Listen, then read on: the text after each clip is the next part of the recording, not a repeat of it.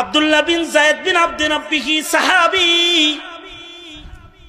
খেজুরের বাগানে কাজ করতেছেন, কে যেন মদিনার পথ দিয়ে বলে যায় রাসূল নাই, চলে গেছে। সরওয়ারে দু আলম নবীর ওফাত হয়ে গেছে রে। খবরটা শোনার সাথে সাথে আব্দুল্লাহ বিন যায়েদ বিন আব্দে রাব্বি খেজুরের বাগানে আল্লাহ পাককে ডেকে বলে, ওগো আল্লাহ, আমার এই চোখ দুইটা, যে চোখ দিয়া পৃথিবীর সবচেয়ে দামি নিয়ামত মুহাম্মাদুর রাসূলুল্লাহ সাল্লাল্লাহু আলাইহি ওয়াসাল্লামকে আমি দেখি, ওগো আল্লাহ, এই চোখ দিয়া যেহেতু আমার সরকার, আমার সরদার মুহাম্মাদুর রাসূলুল্লাহ সাল্লাল্লাহু আলাইহি ওয়াসাল্লামকে দেখা যাবে না, ওগো আল্লাহ, এ চোখ আমি তোমার কাছে আর চাই না, এটা লয়ে যাওগা। যে চোখ দিয়া রাসূল দেখা যাবে না, এই চোখ দিয়া দুনিয়ার আর কোনো নাজ নিয়ামত দেখতে চাই না।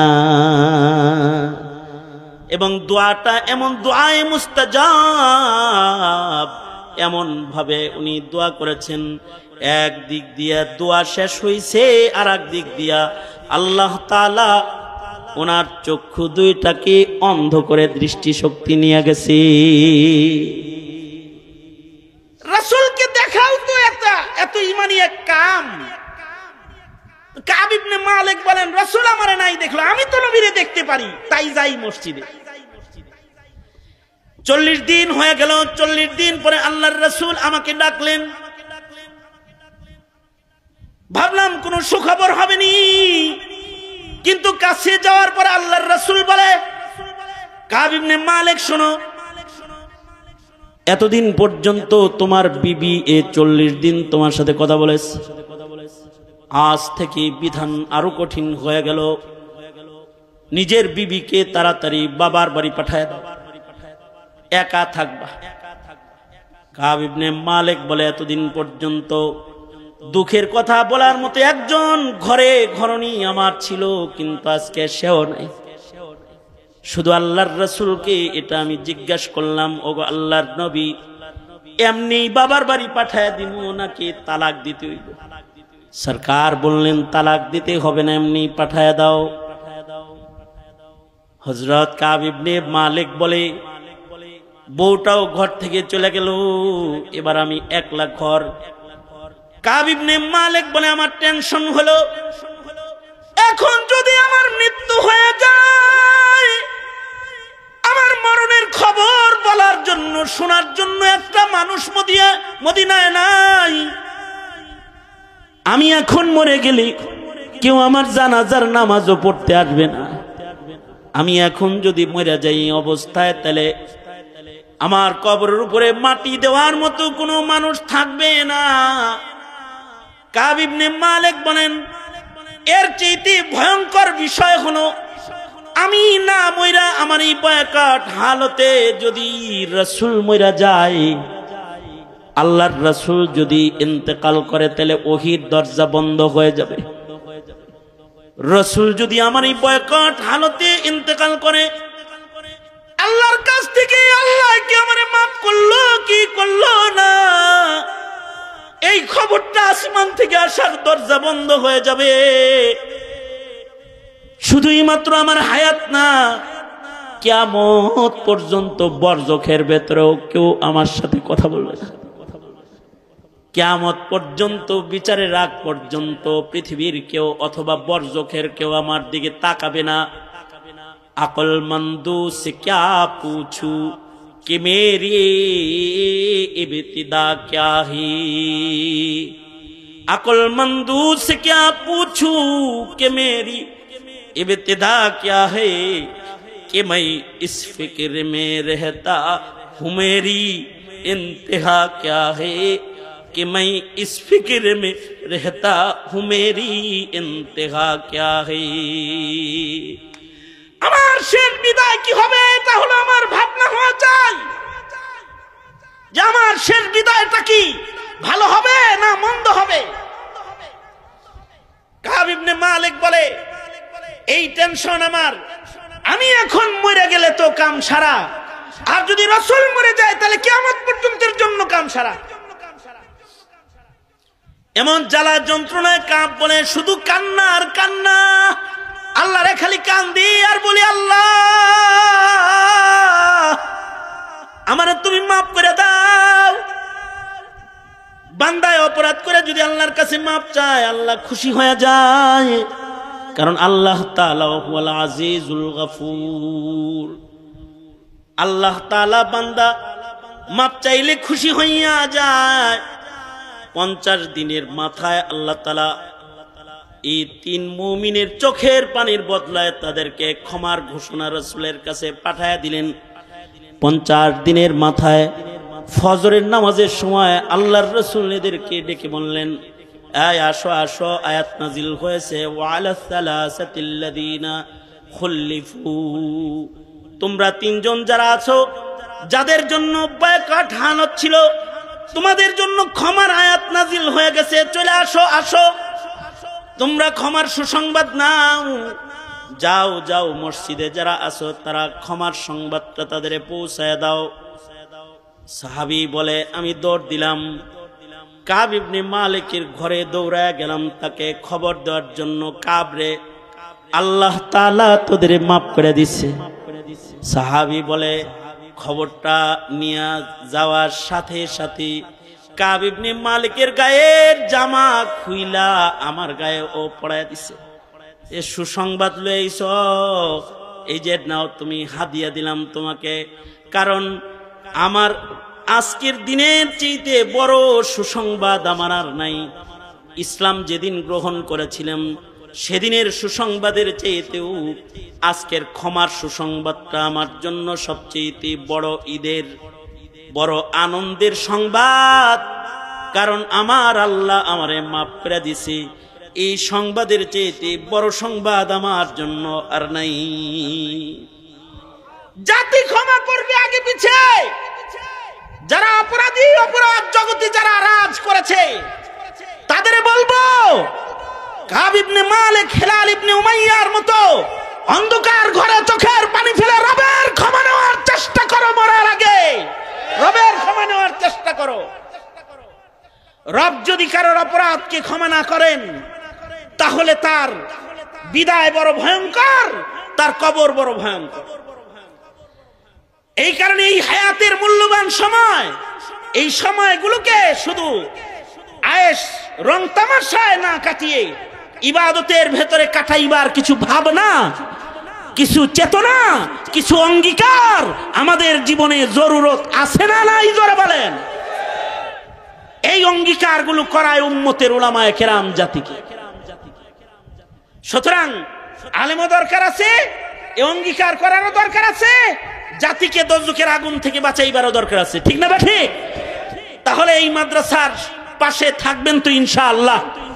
ইনশাআল্লাহ থাকবেন তো ইনশাআল্লাহ? দুনিয়ার সবচেয়ে দামি জায়গা হলো দামি মসজিদ, যেখানে এই জায়গাটা দুনিয়ার সবচেয়ে দামি জায়গা। দামি জায়গা মক্কাতুল মুকাররমা, জায়গার ভেতরে সবচেয়ে দামি জায়গা মক্কাতুল মুকাররমা। মক্কাতুল মুকাররমাতে পৃথিবীর শ্রেষ্ঠ ইবাদতের ঘর আছে, যেই ঘরটা বানানোই হয়েছে ইবাদতের জন্য। গোটা দুনিয়ার মানব গোষ্ঠীর জন্য ওই ঘর বানানো হয়েছে, ওখানে মসজিদ। আর মক্কাতুল মুকাররমার এই জায়গাটায়, মসজিদে হারামে, বাইতুল্লাহর ছাদের উপরে সেকেন্ডে সেকেন্ডে, মুহূর্তে মুহূর্তে 120টা করে রহমত নাজিল হয়।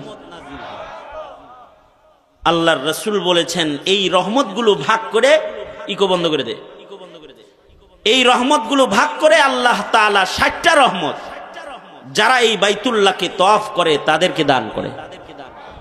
60 লিত তাইফিন, 40 লিল মুসাল্লিন, 120 রহমতের 40টা রহমত যারা নামাজ পড়ে কাবার দিকে ফিরে তাদের দান করে। কাবার সামনে করে যারা দাঁড়ায় যায়, সারা দুনিয়াতে যত মানুষ কাবার দিকে ফিরে দাঁড়ায়, এরা সবাই ওই রহমত পায়। আর যারা বাইতুল্লাহ তাকায়া দেখে, কাবা তাকায়া দেখে, যারা 20 লিন নাযিরিন, যারা বাইতুল্লাহ চেয়ে দেখে তাদেরকেও 20টা রহমত দান করা হয়। কাবা ঘর বাইতুল্লাহ, কারণ ওখানে আল্লাহ পাওয়ার লেগে যায়। নিসবতের কারণে বস্তুর মূল্য হয়, অর্থাৎ কোন জিনিসের দাম যদি বাড়াইতে হয় তাহলে দামি আমল দামি জিনিসের কারণে কম দামি জিনিসের মূল্যও বেড়ে যায়। এরকম মসজিদুল হারামের পরে সবচেয়ে দামি জায়গা হলো মদিনাতুল মুনাওয়ারা, সবচেয়ে দামি। মক্কাতুল মুকাররমা কেমন দামি? মক্কাতুল মুকাররমা মসজিদুল হারামে কেউ যদি কোন ইবাদত করে তো তাকে লক্ষ গুণ সওয়াব আমলনামায় দান করা হয়। অর্থাৎ 1 রাকাত নামাজ পড়লে সওয়াব হইল লক্ষ রাকাত। সুবহানাল্লাহ। আগামীকালকে বললেন কত রাকাত? 1 লক্ষ রাকাতের সওয়াব। কতটুকুন জায়গায় পড়লে 1 লাখ রাকাতের সওয়াব? শুধু মসজিদে হারামে না, না, টোটাল হুদুদে হারামের ভেতরে যত বাড়ি ঘর আছে সব জায়গার নামাজের মূল্য বেশি। কারণ মহিলারা মসজিদে নামাজ পড়লে ফজিলত বেশি না ঘরে নামাজ পড়লে ফজিলত বেশি? অর্থাৎ কোন মহিলা হজ্জে বাইতুল্লাহতে গেছে, হুদুদে হারামের যে কোনো জায়গায় তার থাকার হোটেল বা বাড়ি একেবারে হুদুদের কাছাকাছি বাড়িতে থাকে, শুধু তওয়াফ করতে আসে। পুরুষ যে আছে সে মসজিদুল হারামে বসে বসে যেমন সওয়াব কামাই করে রাকাতে রাকাতে, হুদুদে হারামের ঘরে বসে বসে মহিলা রাকাতে রাকাতে লক্ষ রাকাতের সওয়াব আমলনামায় তার জমা হইতে থাকে, তার আমলনামায় সওয়াব জমা।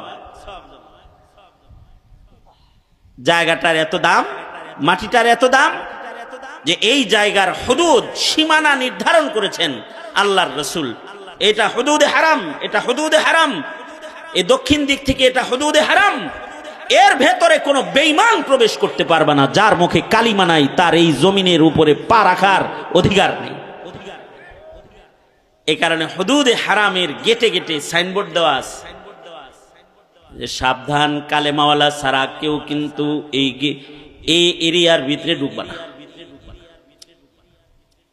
এটা মক্কাতুল মুকাররমা, এটা বালাদে আমিন, ওয়াহাদাল বালাদিল আমিন। এটা নিরাপদ নগরী মক্কাতুল মুকাররমা। এটায় কোনো বেঈমান এখানে প্রবেশ করবে না। এটা শুধুই মাত্র তাদের জন্য যাদের মুখে আছে লা ইলাহা ইল্লাল্লাহ, লা ইলাহা ইল্লাল্লাহ মুহাম্মাদুর রাসূলুল্লাহ। এই কালিমাওয়ালারা খালি ঢুকবা, কালিমা ছাড়া যারা তাদের এই শহরে ঢোকার অনুমতি নাই। এই এরিয়ার ভেতরে, সীমানার ভেতরে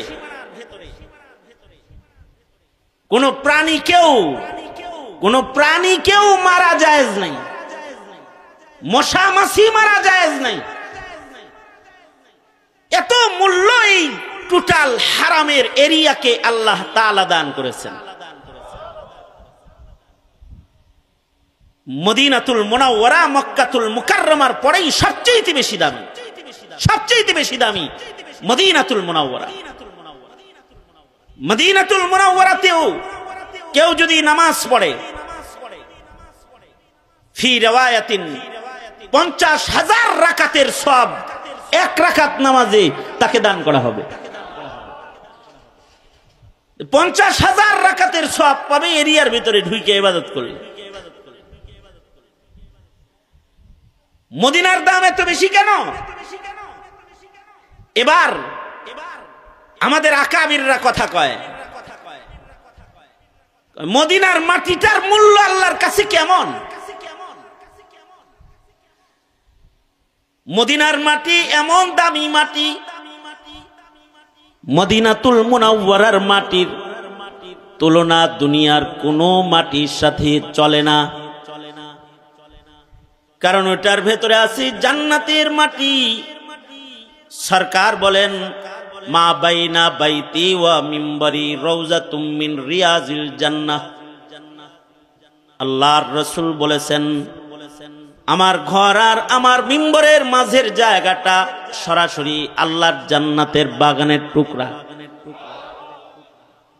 এই মাটিটার মূল্য এত বেশি, মহান মালিকের কাছে মদিনার মাটি এত দামি মাটি, আল্লাহ পাকের আরশের চেয়েতে আল্লাহ পাকের কাছে মদিনার মাটি যেটা রওজায়ে আতহার নবী পাকের জিসমে আতহারের সাথে লেগে আছে, এই মাটির মূল্য আল্লাহর কাছে আল্লাহর আরশের চেয়েতে বেশি দামি। কেন এই মাটির মূল্য আরশের চেয়েতে বেশি? কেন? এইটা বুঝলেই বুঝে আসবে মসজিদের মূল্য কেন, অথবা এই মাহফিল বাজারের ভেতরে একটা মাহফিল হইতেছে, এটার মূল্য কেন। মদিনার মূল্য এত কেন? অথবা আমরা আমাদের উস্তাদদের কাছে প্রশ্ন করেছি, আরশের চেয়ে মদিনার মাটি দামি কেন?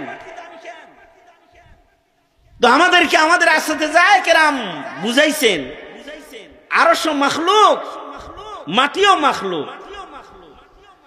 আরশ মাখলুক, মাটিও মাখলুক। আরশে আল্লাহ পাক সমাসীন, তাই আরশের দাম।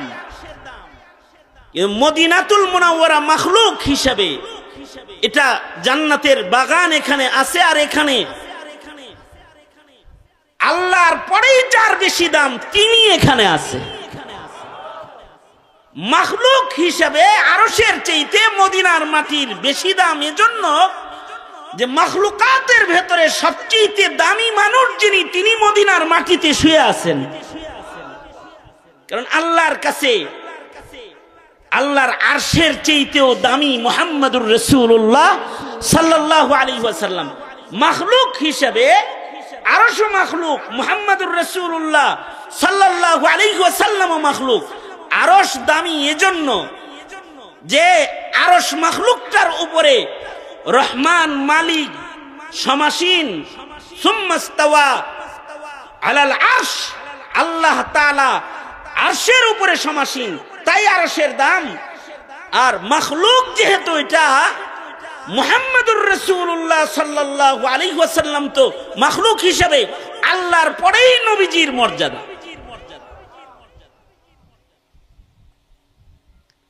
লা ইউমকিনুস সানাউ কামা কানা হাক্কুহু,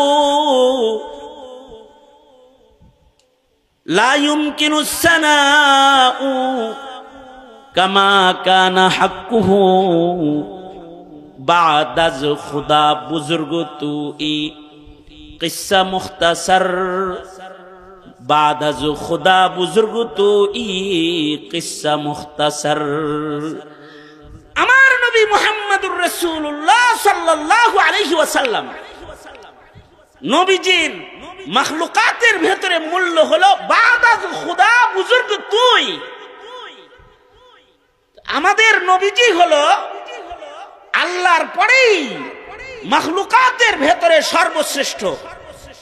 তিনি যেখানে আছে সেই জায়গার দাম আল্লাহর কাছে বেশি, কারণ আল্লাহ তাআলা আরশ থেকে সরে গেলে তো আরশেরও মূল্য মাখলুক হিসেবে কমে যাবে। যাই হোক, মুহাম্মদুর রাসূলুল্লাহ সাল্লাল্লাহু আলাইহি ওয়াসাল্লাম মদিনায় আছেন, সঙ্গত কারণে মক্কাতুল মুকাররমার যেমন হুদুদ আছে, মদিনার ওই রকম হুদুদ আছে। আল্লাহর রাসূল এই মদিনার শহরের জন্য দোয়া করেছেন।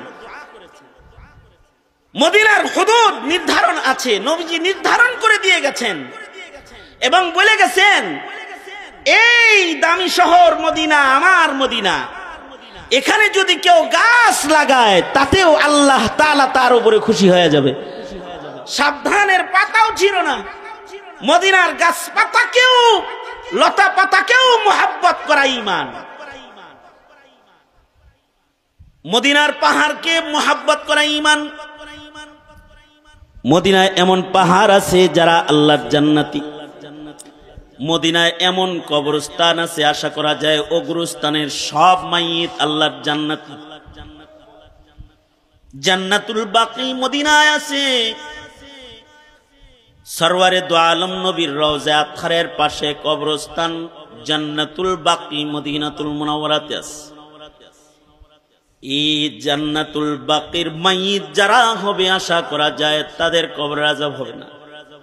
মদিনার মাটির ভেতরে আল্লাহ তাআলা কবরের আযাব জ্বালাইবেন না, দোজখের আগুন জ্বালাইবেন না।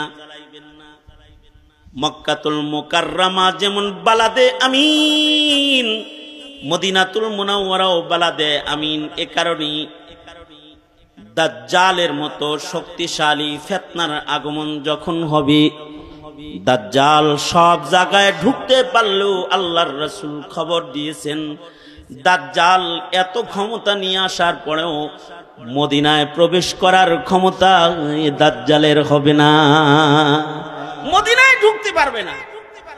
দাজ্জালের ক্ষমতাটা কেমন হবে যে এক হাতে পানি আর এক হাতে আগুন নিয়ে আসবে।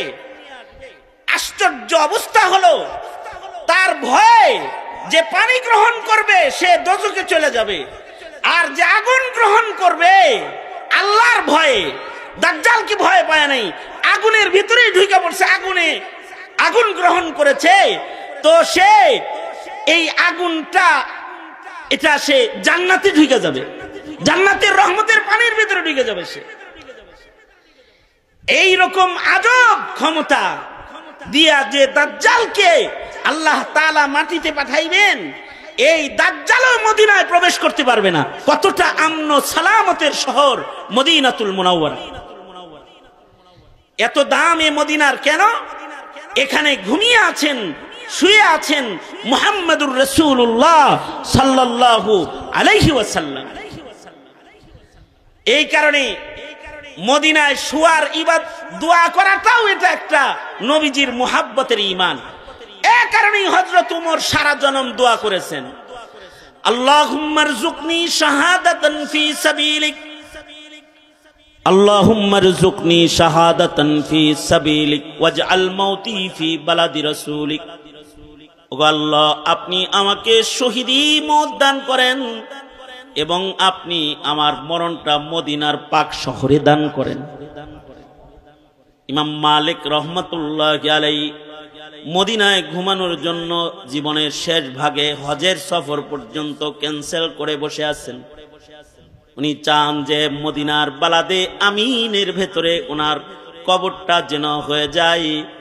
এ কারণে জীবনের শেষ ভাগে ইমাম মালিক মদিনার বাইরে যায় নাই। মসজিদগুলো দামি এ কারণেই যে এই মসজিদগুলোর সম্পর্ক বাইতুল্লাহর সাথে আছে। ইব্রাহিম আলাইহিস সালাম কাবা নির্মাণ করে অবশিষ্ট মাটি ছুঁড়ে মেরেছিলেন, যেথায় যেথায় পড়েছে মসজিদ হবে, মাদ্রাসা হবে। মসজিদ এই মাটির সাথে বাইতুল্লাহর তাআল্লুক আছে। এ কারণেই বাইতুল্লাহ বর্ষিত রহমতগুলো মসজিদের ছাদে ছাদে চলে যায়। যারা মসজিদে ঢুকে রহমত তাদের মাথায় চলে যায়, ইমামের মাথায় যায়, ইমাম থেকে মুয়াজ্জিনের উপরে যায় নামাজের মাধ্যমে। মুয়াজ্জিনের ডান পাশে যে দাঁড়ায় সে রহমত পেয়ে যায়, বাম পাশে যে দাঁড়ায় তারপরে সে রহমত পেয়ে যায়। এই রহমতওয়ালা বান্দাগুলা যখন রহমত লয়ে জমিনে পাড়া দেয় তো আল্লাহ তাআলা জমিনের উপরে রহমত বর্ষণ করতে থাকে। মুহাদ্দিসিন বলেন, রাউজাতুম মিন রিয়াজিল জান্নার মাটির উপরেও 24 ঘন্টা রহমত বর্ষণ হয়। বাইতুল্লাহর উপরে যেমন 24 ঘন্টা রহমত বর্ষণ হয়, রাউজাতুম মিন রিয়াজিল জান্নার ভেতরেও 24 ঘন্টা আল্লাহ পাকের রহমত বর্ষণ হয়। তো এই মসজিদগুলো দামি কারণ মসজিদের ভিতরের সামান ভালো। মাদ্রাসাগুলো দামি কারণ মদিনায় রাসূল আছেন আর মাদ্রাসায় নবীর রেখে যাওয়া আমানত আছে, কোরআন আছে, হাদিস আছে। এ কারণে মাদ্রাসাকে বলা হয় বাইতুর রাসূল, বাইতুন নবী। আর মসজিদগুলো হলো আল্লাহর ঘর, বাইতুল্লাহ আল্লাহর ঘর। মাদ্রাসা মসজিদ যেমন একটা নিসবতের কারণে দামি, বাজার যেমন দুনিয়া বেচা কেনার নিসবতের কারণে কম দামি। মানুষের ভেতরে কিছু মানুষ আছে তাদের হায়াত নামক মাখলুক পাত্রের ভেতরে নেক আমল বেশি। আরশ যেমন মাখলুক, মদিনার মাটি যেমন মাখলুক, মসজিদ যেমন মাখলুক, মাদ্রাসা যেমন মাখলুক, হায়াতও এরকম একটা মাখলুক। খালাকাল মাউতা, মৃত্যু একটা মাখলুক, ওয়াল হায়াতা, হায়াতও একটা মাখলুক। আল্লাযী খালাকাল মাউতা ওয়াল হায়াতা, তার মানে হলো হায়াতও মাখলুক, হায়াত কে বানাইছে? মৌত মাখলুক, মৌত কে বানাইছে? আল্লাহ বানাইছে। এবং হায়াত নামক এই মাখলুক পাত্রে যার নেক আমল বেশি হবে সে দামি, তার হায়াতও বেশি দামি।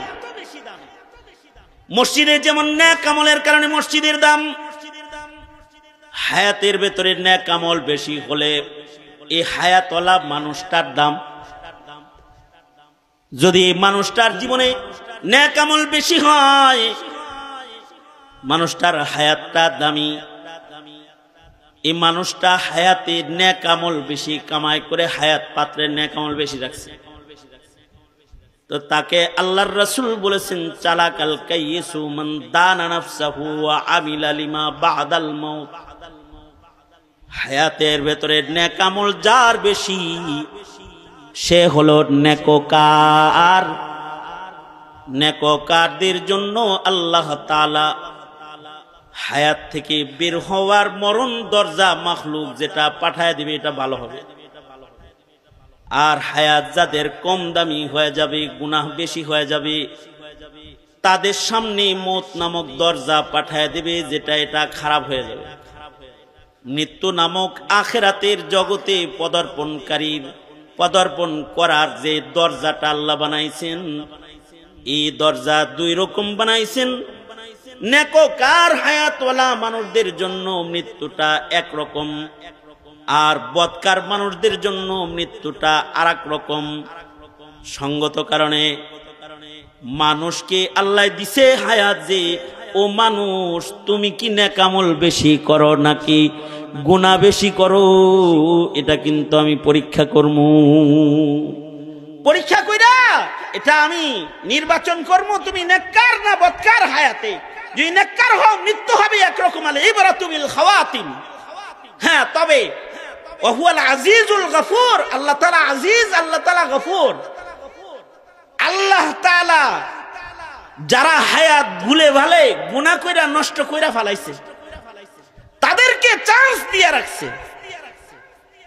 যদি হায়াতের শেষ ভাগেও কেউ বুঝালায় আমি তো হায়াতে 40 বছরে নামাজ পড়ি নাই রে, আমি তো 50 বছরে ইবাদত করি নাই রে, আমি তো কবরে যাওয়ার সময় আমার হয়ে গেল, বার্ধক্যের ছবলে আমি আক্রান্ত, কিন্তু আমি তো সুন্নত দিয়ে নিজের সাজাই নেই। তো এই রকম ভয় আর ভীতি যার ভেতরে আসবে, আর মরণের আগে যে তওবা করবে, আল্লাহ পাকের শান হলো আল্লাহ আজিজ, আল্লাহ পাকের শান হলো আল্লাহ পাক গফুর।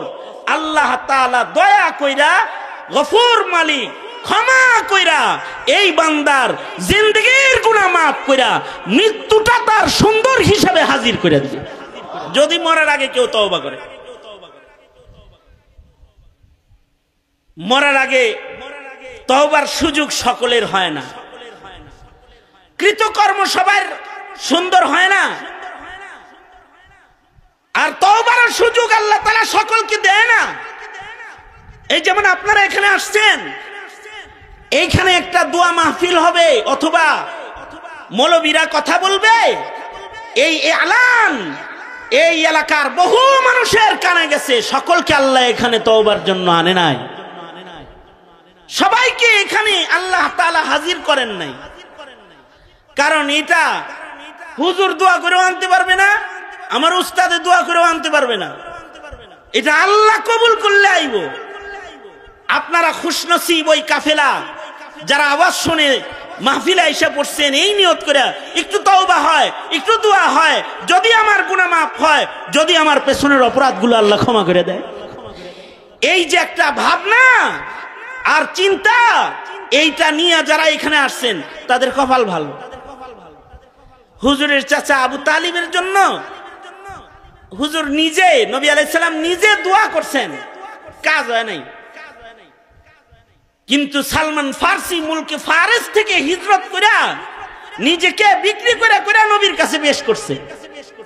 এটা ই সাআদাত বাজুরে বাজুনিস, এটা নিজের অর্জন না, এটা আল্লাহর দান। এটা কার দান? জোরে আওয়াজ করে বলেন, এটা আল্লাহর দান। এই কারণে যখনই মাহফিলে যাইবেন, মাহফিলটা কিন্তু তওবা করার জায়গা, মাহফিলটা কিন্তু আখিরাত কামাই করার জায়গা।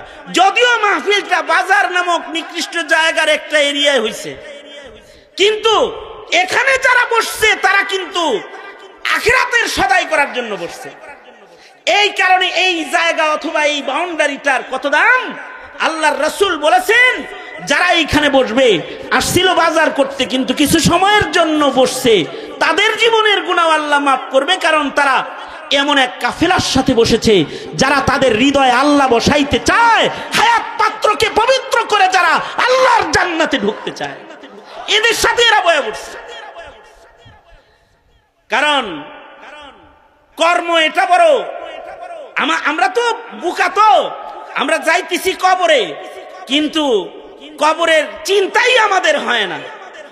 হ্যাঁ, হুজুররা একটু স্মরণ টরণ করাই দিলে কিছু সময় থাকে, তারপরে আবার থাকেও না, ভুলে যায়। কিন্তু এই ফিকিরই আমাদের নাই। আমরা এত নির্বোধ, এত বোকা যে যাইতেছি কবরের দিকে, তাকায় রইছি দুনিয়ার উপরে। যেখানে আমাদের যাত্রা সেদিকে আমাদের নজর নাই। কদম সুয়ে মারকাদ, কদম সুয়ে মারকাদ, नजर सूए दुनिया, किधर जाना है और किधर देख रहा है, किधर जाना है और किधर देख रहा है।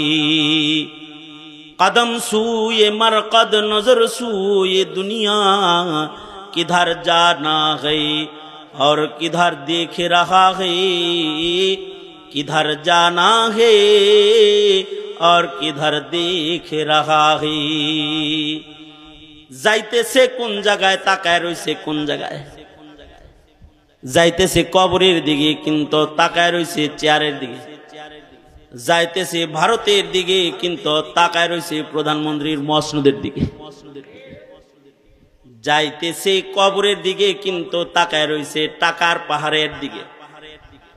এই প্রকৃতির লোক যারা, তাদের রাসূল বলেছেন নির্বোধ।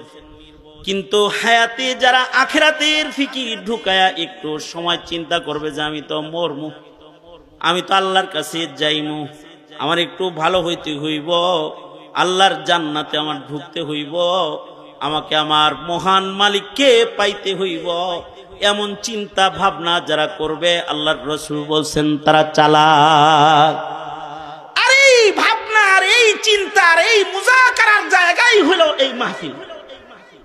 যদিও বাজারের ভেতরে এই আমলটা এই জায়গায় হওয়ার কারণে এটার দাম বেড়ে গেছে। কাবা যেমন মক্কায় থাকার কারণে মক্কার দাম বেড়ে গেছে, রাসূল যেমন মদিনায় থাকার কারণে মদিনার দাম বেড়ে গেছে, মানুষ যেমন নেক আমলের কারণে মানুষের দাম বেড়ে যায়। বাজারের ভেতরে একটা জায়গা কিছু সময়ের জন্য চতুর্দিক দিয়ে রহমতের ফিরিস্তারা এখন ঘিরে নিয়েছে, এই জায়গায় কিছু ভালো কাজ করা হইতেছে। এই কারণে, এই ভালো কাজগুলোর কারণে এই চিন্তা ভাবনা সব সময় একটা মুমিন লালন পালন করা চাই, যে আমার শেষটা যেন ভালো হয়, আমার দুনিয়ার থেকে বিদায়টা যেন সুন্দর হয়, দুনিয়ার থেকে বিদায়টা যেন আমার ভালো হয়। এই চিন্তা, এই ভাবনা যদি কারোর ভেতরে ঢুকে যে আমার বিদায় যেন সুন্দর হয়, তাহলে সে জীবনে কোনো গুনাহখাতা করতেই পারবে না। হায়াতের এক ফাঁকেও কোনো পাপাচারকে সে প্রবেশ করাইতে পারবে না, যদি তার পেরেশানি এটা হয় যে আমার আখের সুন্দর হইতে হইবে। কারণ মরণ কখন হবে এইটা তো কারোর জানা নাই। আমগর কি জানা আছে যে আমাদের মরণ কখন হবে? মনে রাখবেন, দুনিয়ায় কই রইলেন আর কোন ঘরে জন্মাইলেন? এমপির ঘরে জন্মাইছেন নাকি প্রধানমন্ত্রীর ঔরসে জন্মাইছেন নাকি বড় নেতার ঘরে জন্মাইছেন? হিসাব কিন্তু আপনার জন্ম কি মুক্তিযোদ্ধার ঘরে?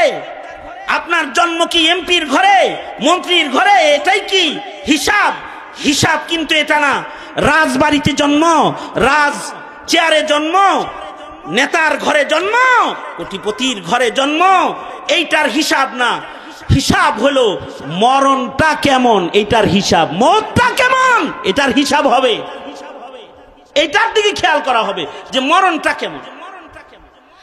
अक्लमंदू से क्या पूछूं, अक्लमंदू से क्या पूछूं कि मेरी इब्तिदा क्या है, कि मैं इस फिक्र में रहता हूँ मेरी इंतहा क्या है, कि मैं इस फिक्र में रहता हूँ मेरी इंतहा क्या है। अक्लमंदू से क्या पूछूं, अक्लमंदू से क्या पूछूं कि मेरी इब्तिदा क्या है, कि मैं इस फिक्र में रहता हूँ मेरी इंतहा क्या है, कि मैं इस फिक्र में रहता हूँ मेरी इंतहा क्या है। अंतल्लज़ी वलदतका उम्मुका बाकियन वन्नासु हौलका यदहकूना मसरूरा फजहद लिनफ्सिका इद यकूनु बाकियन फी यौमी मौतिका ज़ाहिका व मसरूरा। যেদিন তুমি প্রথম এসেছিলে ভবে, কেঁদেছিলে তুমি একা, হেসেছিল সবে, এমন জীবন তুমি কররে গঠন, মরণে হাসিবে তুমি, কাঁদিবে ভুবন। কিছু কিছু মানুষ আছে, এরা যদি এখন মরে, এদের জানাজা পড়ার মানুষ তালাশ করে পাওয়া যাবে না, পাওয়া যাবে না। কারণ তাদের মরণে সবাই খুশি,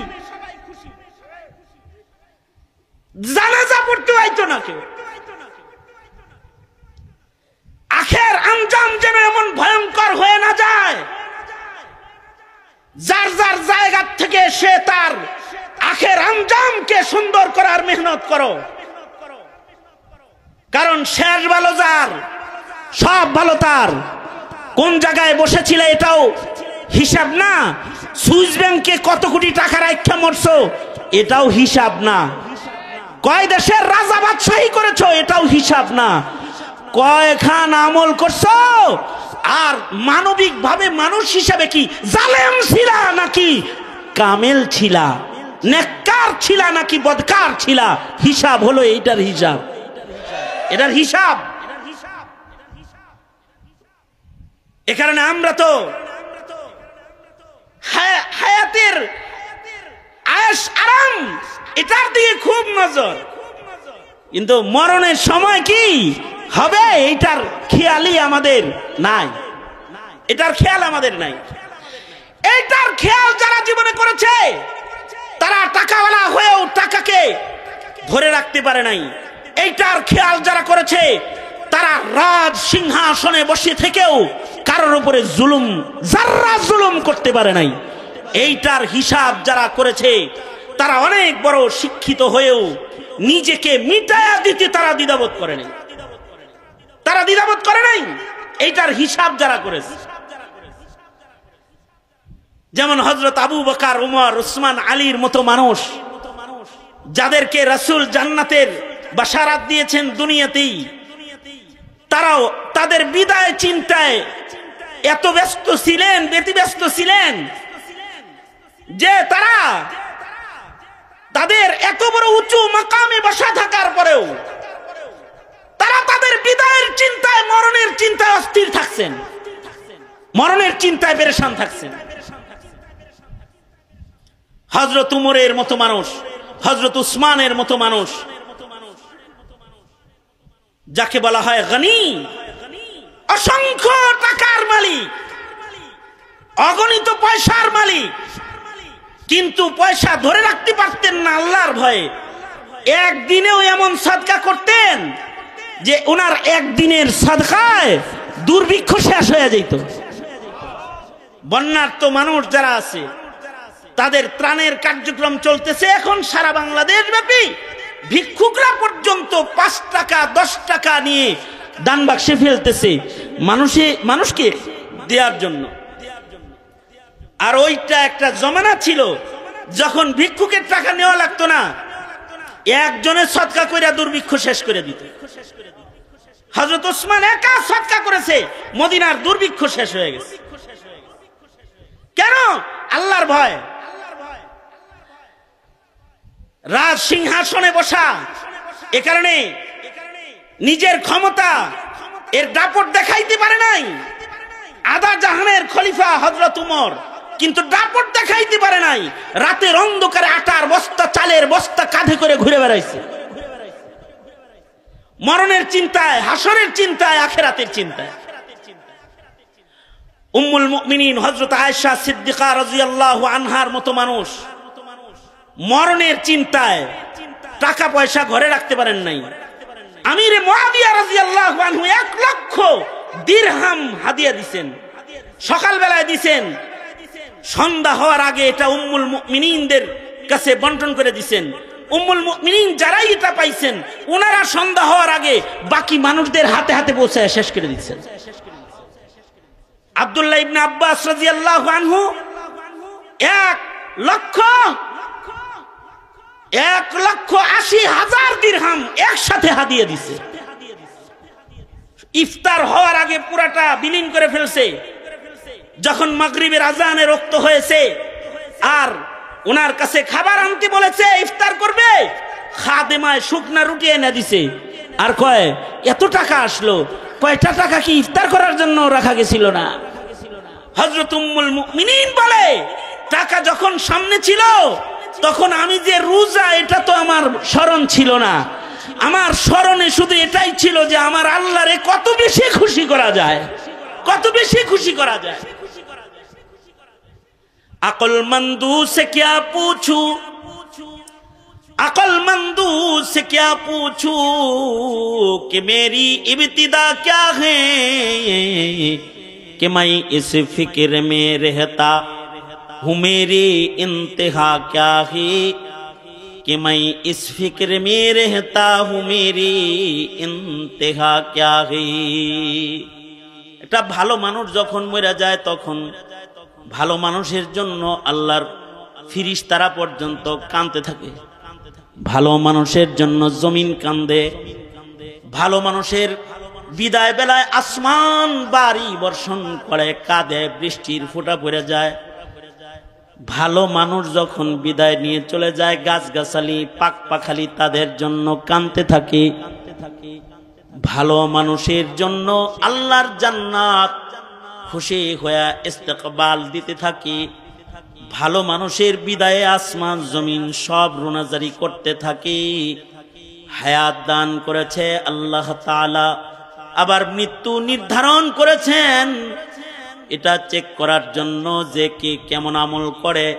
আমল ভালো করে কেউ যদি মরণের মুখোমুখি হয় তো তার জন্য ভয় নাই।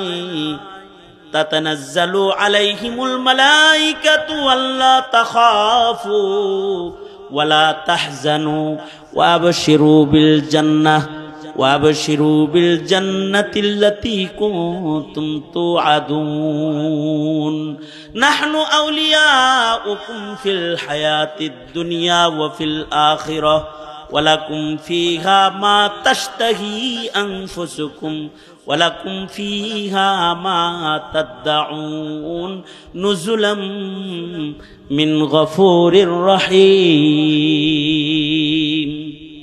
সুতরাং এখানে যারা এখন আমার কথা শুনছেন, এদের অনেকেই এমন আছেন যে যারা 5 ওয়াক্ত নামাজ পড়েন না।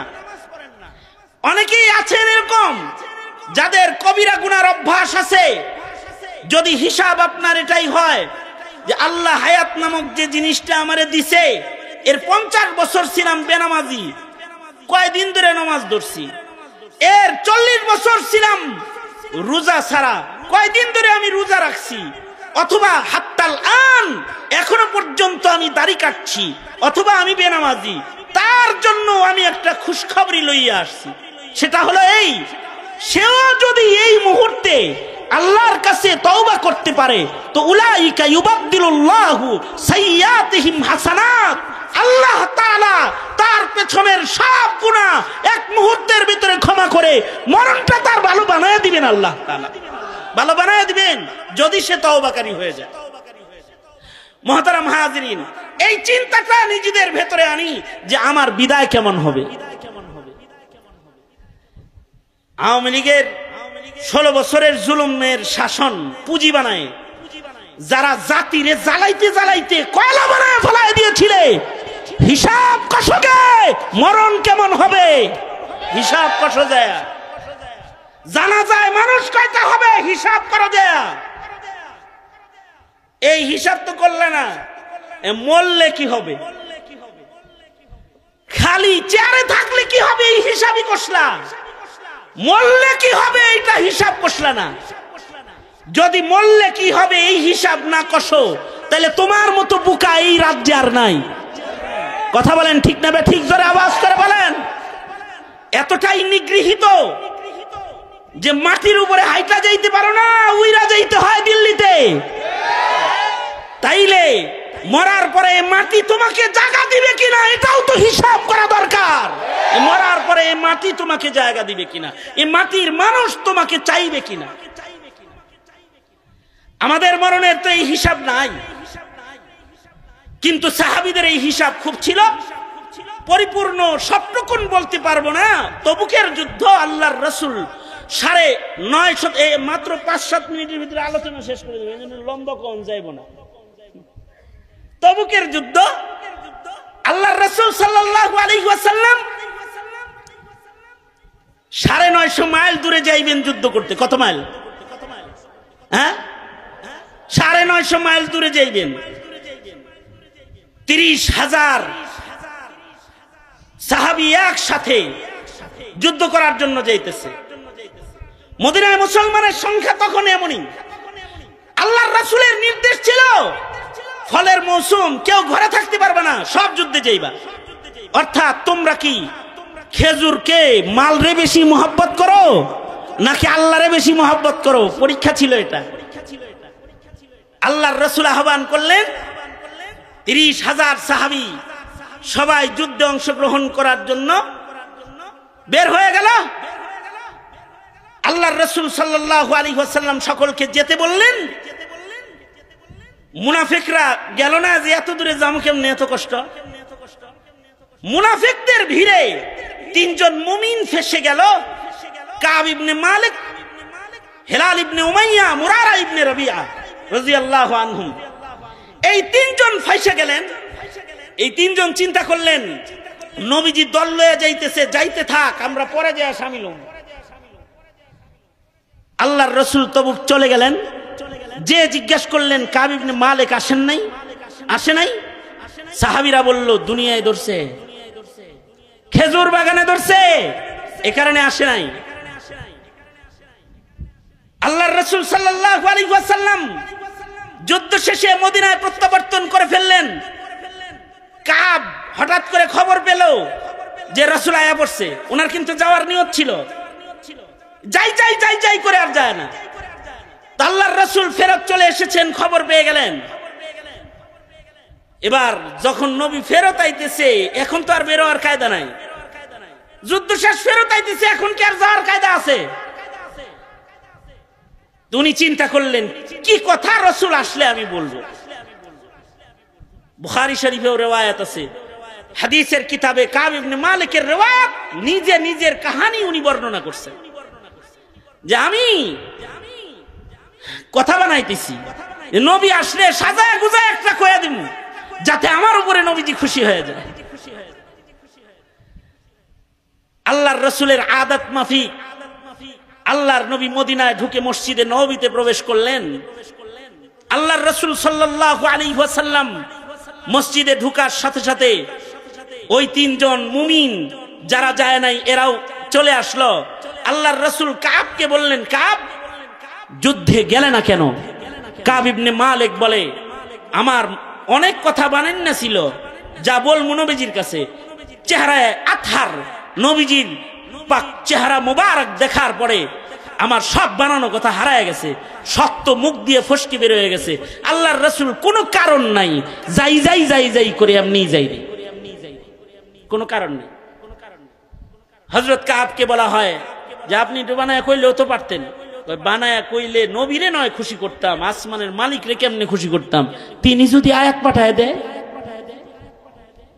যে যা কইছে সব বানায়া বলছে, আসল না। এ কারণে সাময়িকের জন্য আমি অপরাধী হয়ে যাই, তারপরও সত্য প্রকাশ পেয়ে যাক, সত্যটা প্রকাশিত হয়ে যাক, আমার তওবার সুযোগ এসে যাক। আল্লাহর রাসূল বললেন, যাও নাই যেহেতু তোমাদের ফয়সালা আল্লাহর কাছে। ঘোষণা দিয়ে দিলেন, এই তিনজনের সাথে মদিনার কেউ কথা বলবে না। এরা সালাম দিলে সালামের উত্তর দিবা না, এদের সাথে লেনা দেনা কেনাকাটা করবা না, এদের সাথে সবাই বয়কট করা হলো। এদেরকে এই তিনজনের সাথে আমাদের সাধারণ আচরণ বন্ধ আজকের থেকে। কাব ইবনে মালিক বলেন, এবার মদিনার বাজারে ঢুকি, মাঝে মাঝে দেখিনি কেউ কথা কয়নি, কয় আমারে দেখলেই সব অন্যদিকে চেহারা ফিরায়, কেউ আমাকে সালাম দেয় না। কতটুকু অন্যায়, এতটুকু অন্যায় যে আল্লাহর রাসূল সাল্লাল্লাহু আলাইহি ওয়াসাল্লাম যুদ্ধে বেরোইতে বলছেন, বের হয় নাই, বেরোই করে অবহেলা করে বের হয় নাই। এতটুকুন অপরাধের কারণে বয়কট পুরা মদিনায়। বড় বড় অপরাধ যারা করেছে, যারা মুসলমানদেরকে গুলি করে পাখির মতো হত্যা করেছে, যারা মাদ্রাসার আলেমদের জবানে তালা ঝুলিয়ে দিয়েছে, যারা ওয়াজ মাহফিলকে নিষিদ্ধ করেছে, যারা ধর্মচর্চার বাধা হয়ে দাঁড়িয়েছে, যারা আলেমদেরকে জেলখানায় বন্দী করেছে, যারা অত্যাচার করেছে, তাদের অপরাধ কত বড়। আল্লাহর রাসূল যদি থাকতেন তাহলে তাদের যে কিরকম বয়কট করতেন, এটা আল্লাহর রাসূল থাকলে বোঝা যাইত। শুধু এতটুকুন যে যুদ্ধে যাও যায় নাই, তাতেই এই বয়কট যে তোমাদের সাথে কেউ কথা বলবে না।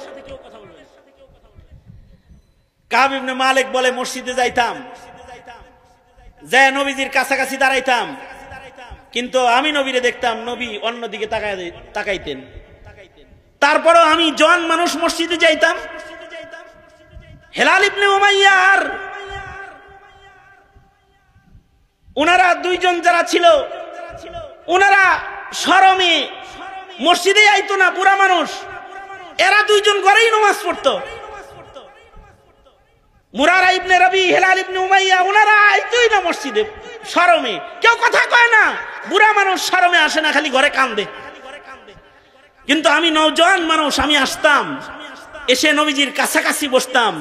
যদি রাসূল দেখে আমারে, আর যদি আমার সাথে কথা কয়, রাসূল আমারে নাই দেখলো, আমি তো রাসূলকে দেখলাম, আমি তো রাসূলকে দেখলাম, আমি তো নবীকে দেখলাম। এটা যেমন একটা ঈমান, আমি তো আলেমকে দেখলাম, এটাও একটা ঈমান। নবীকে দেখতে পারার চাহিদা সাহাবীদের এত বেশি যে এক নজর দেখতো। নবীরে দেখতে পারবে না, এই বেদনায় আল্লাহরে কয়, আল্লাহ চোখ লাগবে না।